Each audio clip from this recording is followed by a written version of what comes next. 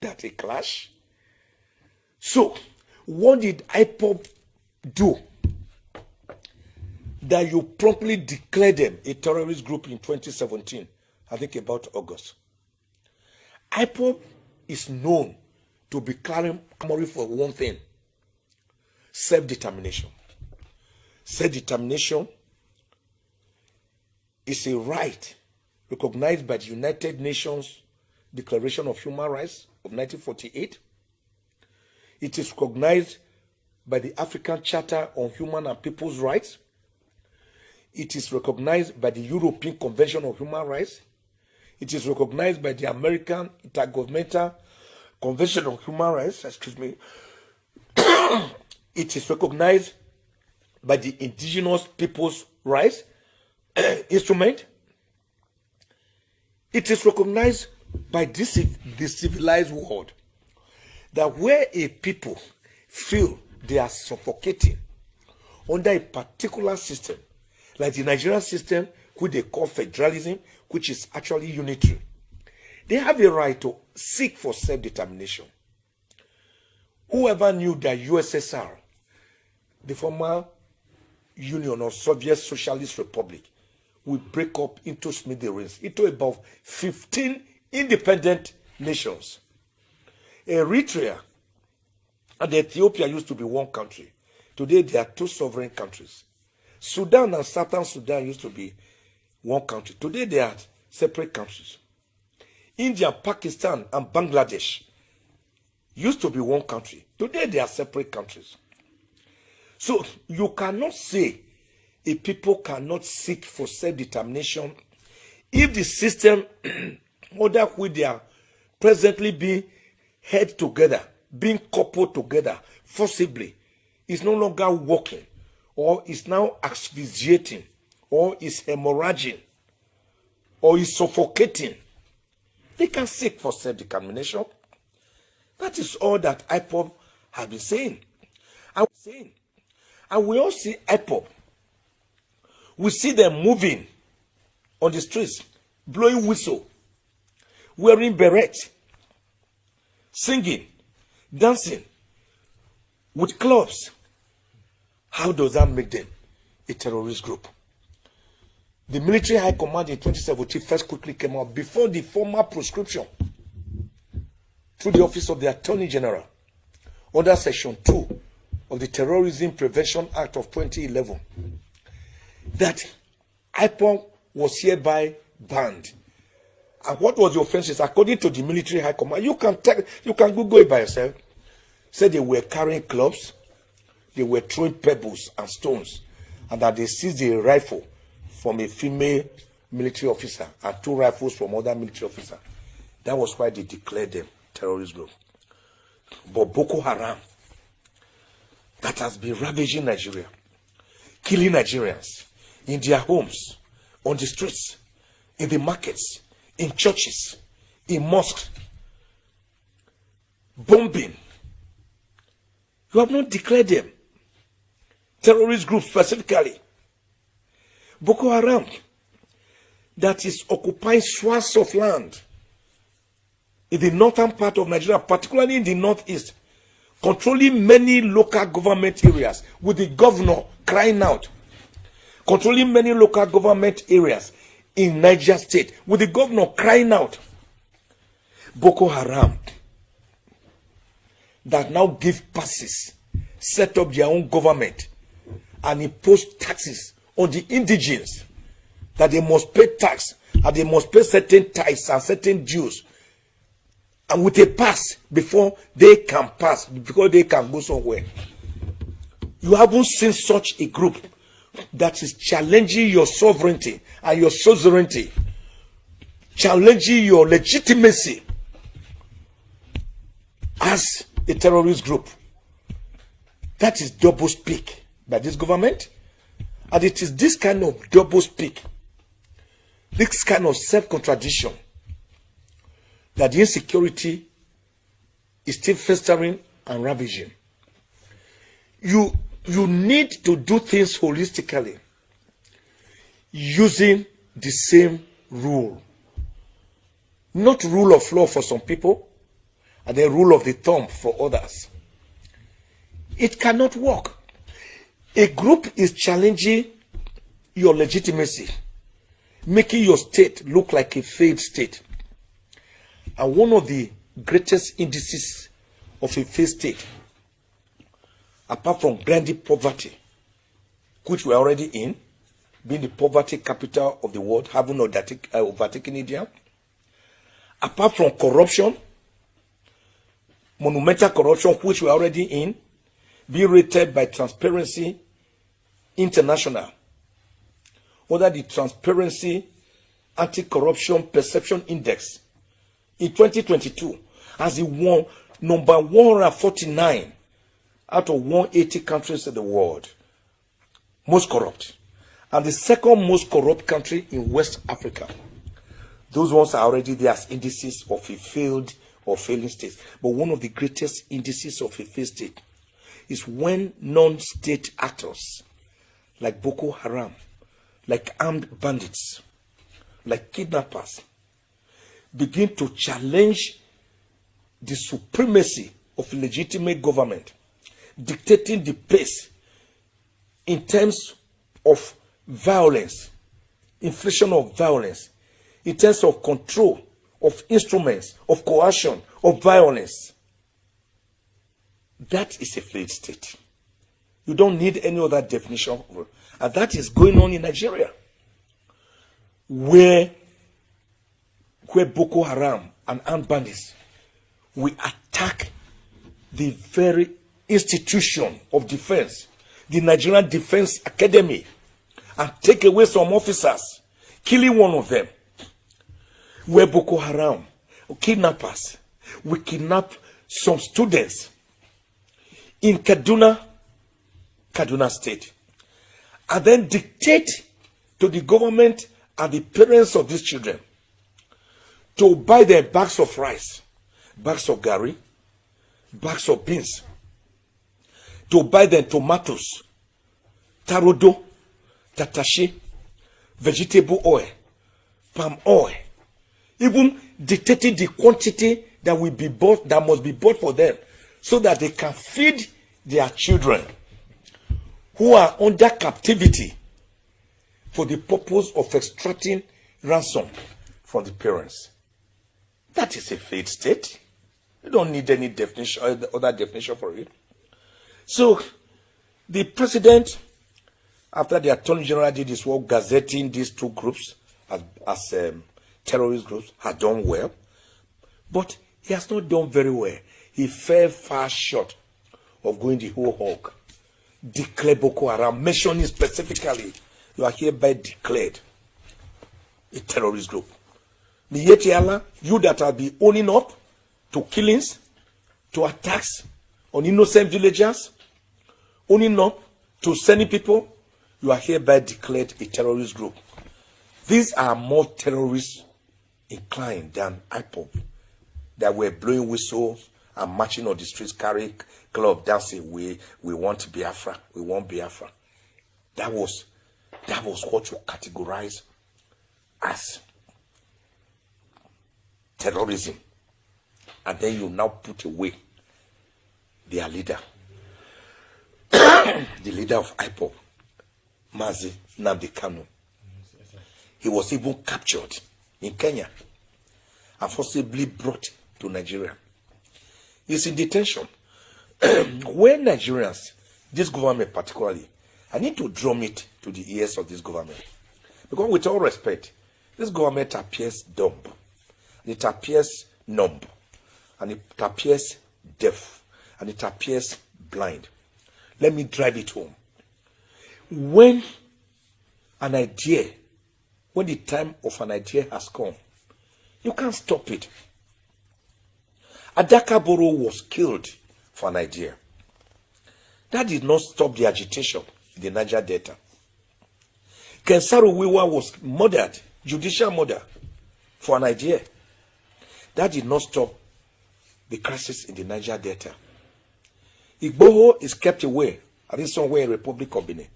That has not stopped the Yorubas in their agitation for self-determination. The Igbos that want self-determination, which has been spearheaded by IPOB, which I've already shown is a non-violent organization. And the man is kept in prison. Even with him being in prison, the people obey his orders and his instructions. If he says don't go to the market, all the markets in the southeast are shut down. If he says you may now go, they all go. No government can give those directives, and they are obeyed. It shows that that young man in detention is not compelling or forcing the people. Rather, the people are merely galvanized for an idea that they believe in. If they do not believe, and he says sit at home, all of them will say go to hell. In fact, for that reason alone, they will say, since he has told us to sit at home, it is today we will all now go out. Anybody knows that the average Igbo man is independent-minded and is highly Republican. That you cannot force things on him or her. But for them to follow that man in incarceration, that shows that it is an idea that he's fighting for, that they believe in, trying to say that we are not that dot in the large cycle as seen by Mr. President. So my honest advice to Mr. President and his advisors is to say, seek a political solution to this Nnamudi Kanu matter. I agree with the president in his interview when he said he cannot interfere with the judicial process. I do agree. He should not be seen to interfere with the judicial process. I score him very highly there. But then, we also know that there are political solutions to issues that are festering, that are not going away. You cannot treat a serious ailment like leprosy with medicine meant for eczema. So you must have to square up to it. Have we not seen cases where an attorney general under section 174 of the Constitution enter a nolle prosequi by saying this crime should no longer be prosecuted, release the person, let him go and sin no more? That is a political solution. That does not mean that the president would have interfered with the judicial process, because the right person to do it, the Attorney General of the Federation, under sections 150 and 174 of the Constitution, has done his own job after taking instructions from Mr. President. It is not by Mr. President going to the court to tell the judge, Justice Bintanyako, and say, hello, hands off this matter. Don't try it. No. So he is right to say he cannot be seen to interfere with the judicial process. I score him very highly there. But Mr. President, sir, you can do it politically by instructing the Attorney General of the Federation, who is also your Minister of Justice, to say, enter a nolle prosequi. We want this matter settled. This agitation should go away. These are my children. The Igbo people are part and parcel of this country. They are not a dot in the cycle. They are not the 3 over 95% voters. Whether they voted for you or not, the important thing is that you won your elections. The day you won your elections, you became president of the Federal Republic of Nigeria. Not president of some aspects, against some aspects, or minus some aspects, or excluding some aspects. That is where Mr. President is missing it. So he must see Nigeria as one whole unit, an aggregate, not as perforated. He must see Nigeria as that Dolly Parton's coat of many colors, linguistically different, religiously different, ethnically different, but with all having a common purpose, which was why some people blamed, or some people did not think Ahmadu Bello did well when he said in 1942, during the debate in the Hansa, that Nigeria was a piece of historical mistake. I wrote in this book, written in 1948, also saw Nigeria as a piece of geographical expression. That there are no Nigerians, in the true sense that there are Irish people, or the Scottish people, or the English people. He was right. That was why when Zik, during the independence agitation, told Ahmadu Bello, the Sardauna of Sokoto, who later became the premier of Northern region, while Zik became premier of Eastern region. He said, Zik told Ahmadu Bello, we should forget our differences. Ahmadu Bello gave him the right answer. He said, no. Nnamdi Azikiwe, we should not forget our differences. We should recognize our differences. That you are an Igbo man and a Christian. That I'm a Fulani and a Muslim. But that these are differences, having recognized them, we should now decide to work towards the same goal. He's called the bull's eye. Are we doing that today? Is the presidency promoting that unity, that unism that we ought to see when 97% or more of the entire security apparatus of the country is made up of one section of the country, one religion, thus making you prebendalistic, chronistic, sectionalistic, using favoritism and rule and divide tactics? Can't Mr. President see that the country is bleeding, is hemorrhaging, and that we are actually following,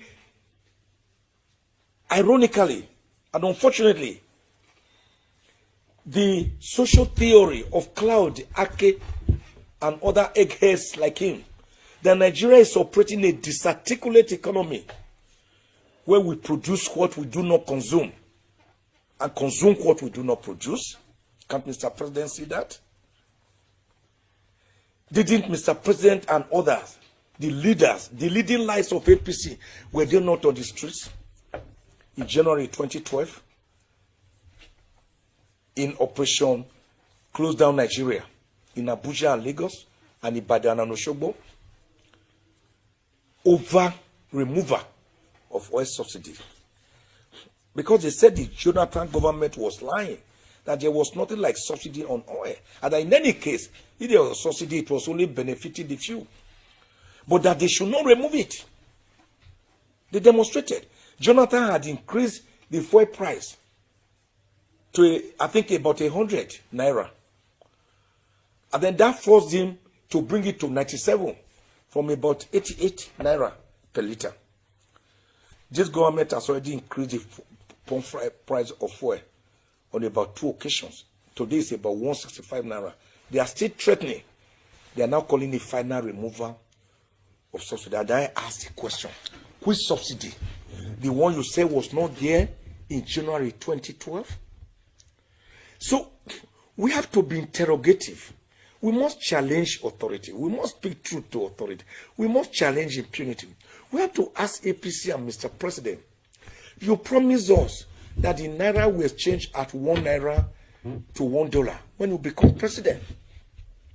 You met it at between 170 and 180 naira per the dollar. Today in the black market, the naira is 558 and 559 naira, and still counting to the dollar. In the government official rate is over 400. You met it at about 180 maximum.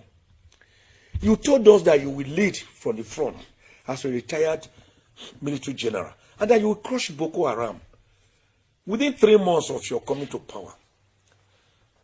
6.5 years later and more, and still counting. Boko Haram is waxing stronger and stronger. So you failed on that in this. Then you told us you will wipe out corruption. But today, corruption is trotting about like a proud peacock. Where under Jonathan, Yaradua, and Obasanjo, corruption was democratized, allowing the sit-down syndrome, allowing everybody to still eat and chop. Today, corruption has been privatized. It is in the pockets of less than 0.5% of the 213.9 million Nigerians by United Nations projection. Again, in that area, Mr. President has failed, and his government has failed. Then you told us the third tripoda promise. You will strengthen Nigeria's economy, and we will have one of the best economies in the world. Mr. President, sir, in 2015, you made the Nigerian economy rebased by the World Bank and the IMF at over $500 billion. Nigeria overtook South Africa and made South Africa to become second. Nigeria became the 7th fastest growing economy in the world. Mr. President, sir, today, Nigeria is number 149 out of 180 most corrupt countries in the world, as observed by Transparency International in their Anti-Corruption Perception Index. And Nigeria is the second most corrupt country in West Africa. Again, Mr. President, sir, with all respect, you have again failed in that area. So, sir, what do we do? You still have approximately 1.5 years to do some magic, some miracle. Great presidents are known in times of difficulties. Harry Truman, David Eisenhower, John F. Kennedy, Abraham Lincoln, the man who on the 19th of November 1863, at his Gettysburg Declaration in Delaware, defined democracy as government of the people, by the people, and for the people. Winston Churchill is remembered today for his role during the Second World War. So he becomes immortal, imperishable in the hearts of the Britons. Martin Luther King Jr., a young man, took up the challenge where Rosa Parks stopped. Rosa Parks had been told to vacate her seat for some white people at Montgomery in Alabama, in the United States of America. All the seats reserved for whites had been occupied. The only few ones remaining at the back, near the toilet, were for the blacks. And some whites came and said, vacate your seat. She said, no, I'm too tired. I will not be able. I will not do so. They dragged her up, threw her out, and that started the civil rights movement that swept across America. And Martin Luther King Jr. took it up from there. He walked. So there is this saying that where Rosa Parks sat, Martin Luther King Jr. walked so that Obama could run. Obama has run so that our children can fly. So great leaders are not given to damage assessment or lamentations. When Obama ascended America's presidency in January 2009, he did not go into the books of lamentation as to how President Bush Jr. had taken America virtually into recession. Everybody knew it. But he just started, focused, with his eye on the ball. Started Obamacare. The Republicans were even fighting him not to succeed, while the Democrats were fully with him. There was no lacrimal effusion. There was no tears, tearing up.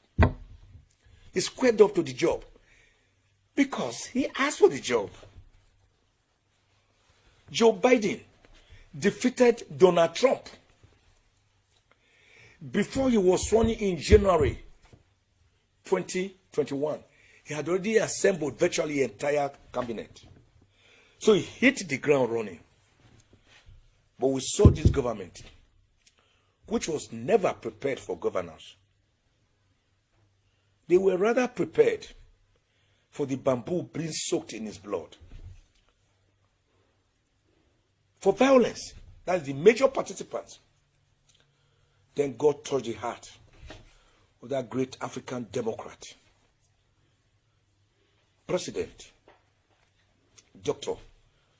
Goodluck Ebele Jonathan, who, while the votes were still being counted in Kanu, called President Buhari, then candidate Buhari, said, Mr. President, sir, congratulations.